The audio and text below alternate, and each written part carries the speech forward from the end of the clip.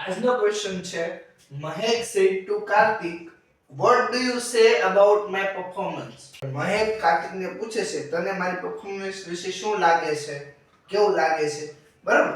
તો આ પ્રશ્નાર્થ વાક્ય છે એવું દેખાય છે, બરાબર. હવે આ વાક્ય આપણે ઇનડાયરેક્ટ માં ફેરવવાનું છે. અને જ્યારે આપણે પ્રશ્નાર્થ વાક્ય ઇનડાયરેક્ટ કરીએ ને ત્યારે બે વાતનું ધ્યાન રાખવાનું. કઈ બે વાત?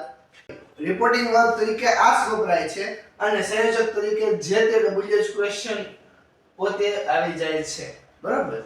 અહીંયા જોવો તો આસ્ક આમાં છે, આસ્ક આમાં છે, આસ્ક આમાં છે, એટલે સી ઓપ્શન આપોઆપ નીકળી જાય કારણ કે એમાં આસ્ક નથી, ટોલ્ડ છે. અને પ્રશ્નાર્થ વાક્યમાં તો આસ્ક આવે, બરાબર. હવે તો સંયોજક તરીકે વોટ આવે. ત્રણેયમાં વોટ છે, જો ત્રણેયમાં વોટ છે, બરાબર. પણ અહીંયા ઇફ છે એટલે બી ઓપ્શન પર ગયો. આ બે ઓપ્શન તો આપોઆપ નીકળી ગયા એટલે આપણે કયા બે ઓપ્શન પર ફોકસ કરવાનું છે. જો મિત્રો અંગ્રેજીમાં તમારે સાચા પડાવવા હોય વિકલ્પો તો એલિમિનેશન કરવાનું, બરાબર. જેટલા બને એટલા એલિમિનેશન કરવાનું. ચાર ઓપ્શનમાંથી બે જ ઓપ્શન ફોકસમાં આવે એવી રીતે તમારે એલિમિનેશન કરવાનું. હવે આમાંથી જવાબ શું હશે? તો આ માય પરફોર્મન્સ છે, માય થી કોને લાગુ પડે છે? બોલનારને લાગુ પડે છે. અને બોલનાર કોણ છે? મહેક છે.